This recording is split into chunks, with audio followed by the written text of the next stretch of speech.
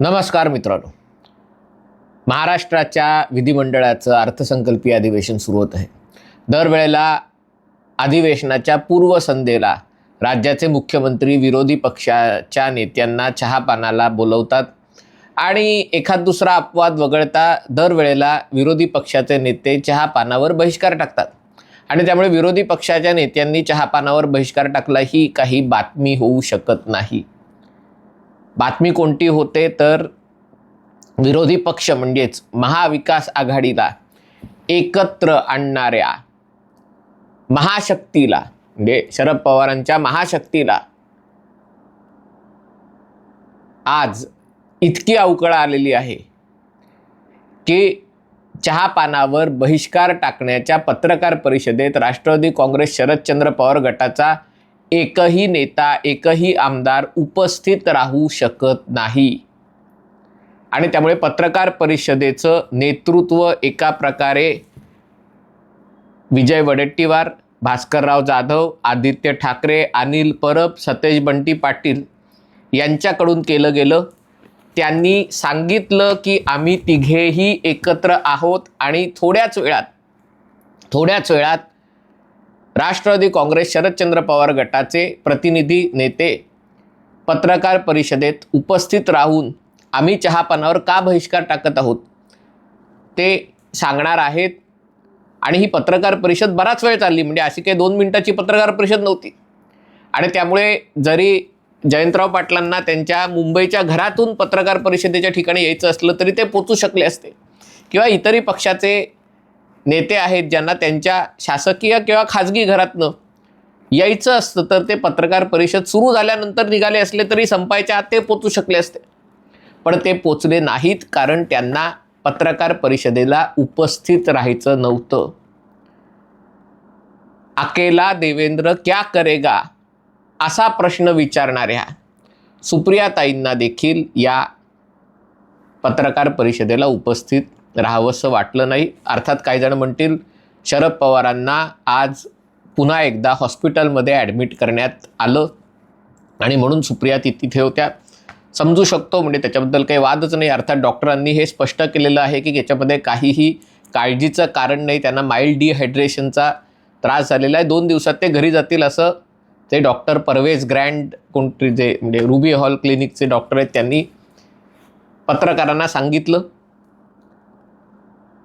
पण याचा अर्थ काय होतो, म्हणजे उद्या अर्थसंकल्पीय अधिवेशनाच्या सुरुवातीला सत्ताधारी पक्षाला घेरण्यासाठी विरोधी पक्ष एकत्र नाहीत. शरद पवारांच्या पक्षाचे नेते आमदार मला असं वाटतं उद्या पायऱ्यांवर उभे राहून अजितदादांच्या अपघाताबद्दल प्रश्न उपस्थित करतील. तो अपघात नव्हता, घातपात होता, त्याची चौकशी झाली पाहिजे. पण ते देवेंद्र फडणवीसांच्या सरकारवर प्रश्न उपस्थित करणार नाहीत. त्यासाठी आदित्य ठाकरे आणि विजय वडेट्टीवार, अनिल परब आणि अंबादास दानवे वगैरे वगैरे अशी मंडळी तिथे उपस्थित असतील, त्याच्यात ते करतील. पण राष्ट्रवादी काँग्रेसची ही अवस्था आहे. बघा काय योगायोग आहे. आजच शरद पवारांच्या संसदीय कारकिर्दीला 60 वर्ष पूर्ण झाली. 60. नुकतीच नरेंद्र मोदींच्या संसदीय कारकिर्दीला 25 वर्ष पूर्ण झाली. म्हणजे एक आमदार, गुजरात विधानसभेतील आमदार, गुजरातचे मुख्यमंत्री, ते देशाचे पंतप्रधान, अशा कारकिर्दीला 25 वर्ष पूर्ण झाली. या 25 वर्षाच्या काळात, मोदींच्या 25 वर्षाच्या काळात भारतीय जनता पार्टी यशाच्या शिखरावर आहे. आता थोडंसं शिखरावरनं खाली उतरलं, गेल्या निवडणुकीत खाली उतरावं लागलं थोडं, पण नंतरच्या विधानसभा निवडणुका ज्या ज्या राज्यात झालेल्या आहेत त्यामध्ये भारतीय जनता पार्टीने चांगलं यश मिळवलेलं आहे. जवळपास सगळीकडे एखाद 2 अपवाद वगळता सत्ता मिळवलेली आहे. आणि त्यामुळे 25 वर्षात नरेंद्र मोदींनी भारतीय जनता पार्टीला यशाच्या सर्वोच्च शिखरावर पोहोचवलेलं आहे. शरद पवारांच्या संसदीय कारकिर्दीला 60 वर्ष पूर्ण होत असताना त्यांचा पक्ष पुढच्या निवडणुकीपर्यंत शिल्लक राहील का नाही ही शंका आहे. विलिनीकरण होणार तर ते राष्ट्रवादी काँग्रेसमध्येच त्यांनी स्थापन केलेल्या पक्षात त्यांच्या सध्याच्या पक्षाचं विलिनीकरण होणार का, का ते नाही झालं तर सोयीप्रमाणे त्यांच्या पक्षाचे आमदार काही जण भाजपात विलीन होतील, काही जण काँग्रेसमध्ये विलीन होतील, काही जण कदाचित MIMमध्ये विलीन होतील, सांगता येत नाही. कारण कैसे हराया या प्रश्नाचं उत्तर त्यांच्याकडे नाही आहे आणि त्यामुळे MIMमध्येच विलीन होऊन गेले तर प्रश्न सुटू शकेल, काँग्रेसमध्ये जाऊन जिंकता येणार नाही आहे. आणि त्यामुळे ही अवस्था आलेली आहे.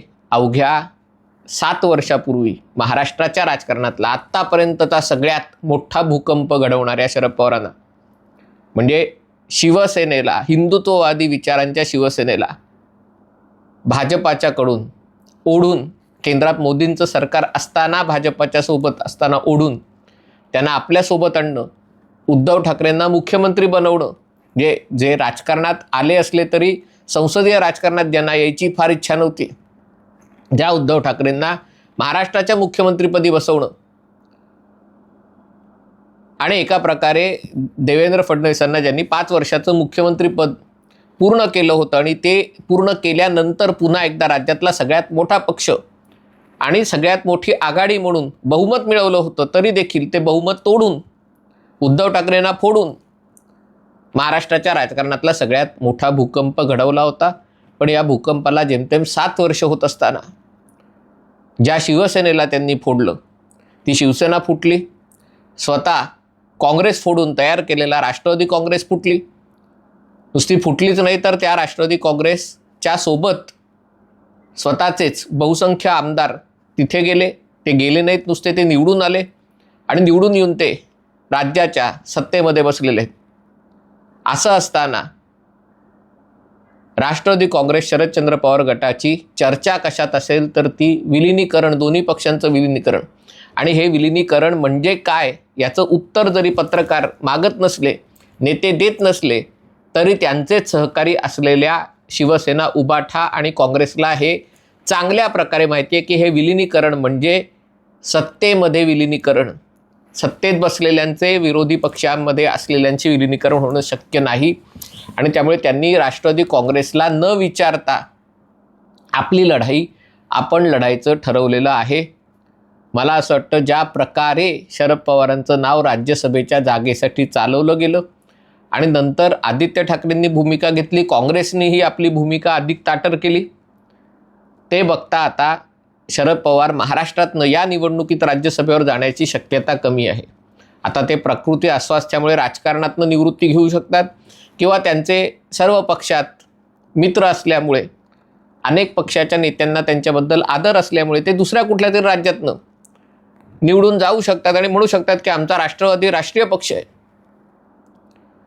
ते शक्य आहे का? शक्य आहे. पण शक्य कसं जरी झालं तरी शरद पवारांना महाराष्ट्राच्या बाहेरनं जर राज्यसभेवर जावं लागलं तर ती अतिशय त्यांच्या पक्षासाठी आणि त्यांच्या स्वतःच्या राजकीय करिअरसाठी ती एक शोकांतिका ठरणार आहे. आता त्यामुळे त्यांचा निर्णय आहे की राजकारणातनं निवृत्त व्हायचं का येणं केनं प्रकारेनं राज्यसभेवर जायचं. अर्थात एक मात्र मी नक्की सांगू शकतो, शरद पवार राज्यसभेवर गेले तरी त्यांची कामगिरी उद्धव ठाकरेंच्या विधान परिषदेतल्या कामगिरीपेक्षा खूप सरस असेल. कारण या वयातही शरद पवार अभ्यास करून राज्यसभेत जेव्हा शक्य आहे तेव्हा ते उपस्थित राहतील, प्रश्न विचारतील, कामकाजात सहभागी होतील. कारण या वयातही ते जेवढी मेहनत करतात तेवढी मेहनत उद्धव ठाकरे करत नाहीत. आणि त्यामुळे ही वस्तुस्थिती असली तरी काँग्रेस आणि उबाठा सेनेनी एका प्रकारे राष्ट्रवादी काँग्रेस शरदचंद्र पवार गटाची पर्वा न करता आपल्या आपल्या पत्रकार परिषद, एकत्र पत्रकार परिषद घेतली. राष्ट्रवादी काँग्रेस हा काँग्रेस आणि उबाठा सेनेला किंवा शिवसेना आणि काँग्रेसला जोडणारा दुवा राष्ट्रवादी काँग्रेस होता. पण राष्ट्रवादी काँग्रेस शरदचंद्र पवार पक्षाला सरकवून उबाठा सेना आणि काँग्रेस एकत्र आलेली. म्हणजे बघा गेल्या 7 वर्षात केवढा फरक पडला. ज्या शरद पवारांनी शिवसेनेला काँग्रेसशी जोडलं, ती शिवसेना, उद्धव ठाकरेंची शिवसेना आता अधिक काँग्रेसमय झाली. शरद पवार इतकी वर्ष आयुष्यातली काँग्रेसमध्ये राहून जेवढे काँग्रेस येऊ शकले नाहीत त्याच्यापेक्षा जास्त काँग्रेसी उद्धव ठाकरे अवघ्या 7 वर्षात झालेले आहेत. आदित्य ठाकरे एवढ्या 7 वर्षात झालेले आहेत. आणि ही गोष्ट ठाकरेंची मान्य केली पाहिजे. कारण शरद पवारांचं राजकारण कायम तळ्यात मिळत राहिलेलं. इकडे राहायचं आणि तिकडे त्याची संबंध ठेवायचे. त्या बाबतीत उद्धव ठाकरे भाजपातनं सोडून गेल्यावर त्यांनी भाजपाला लक्ष करणं हा आपला एकमेव कार्यक्रम, एक कलमी कार्यक्रम बनवला आणि त्यामुळे विचारधाराही त्यांनी पूर्ण बदलली आणि आजही ते काँग्रेससोबत अतिशय कम्फर्टेबली वावरू शकतात, तांदू शकतात. पण हे महाराष्ट्राच्या राजकारणाचं सध्याचं चित्र आहे. बाकी चहापानावर बहिष्कार का टाकला, तर मग शेतकऱ्यांच्या आत्महत्या, शेतकऱ्यांना भाव न मिळणं, भ्रष्टाचार, विधानसभा अध्यक्षांवर असलेले आरोप, सरकारच्या मंत्र्यांवर आरोप, हे सगळं रुटीन आहे. याच्यात काही दरवेळेला बहिष्कार टाकताना याच गोष्टी सांगितल्या जातात, त्यात काही वेगळं नसतं. पण बहिष्काराच्या पत्रकार परिषदेमध्ये 3 घटक पक्षातला एक येऊ नये आणि तो न येताही त्यांच्यासाठी न थांबता पत्रकार परिषद घ्यावी, ही महाराष्ट्राच्या राजकारणाची सध्याची वस्तुस्थिती आहे. हा व्हिडिओ आपल्याला आवडला असेल तर कृपया लाईक करा, शेअर करा आणि चॅनल सबस्क्राईब करण्याची विनंती. तुर्तास इथेच थांबतो. पाहत रहा MH48.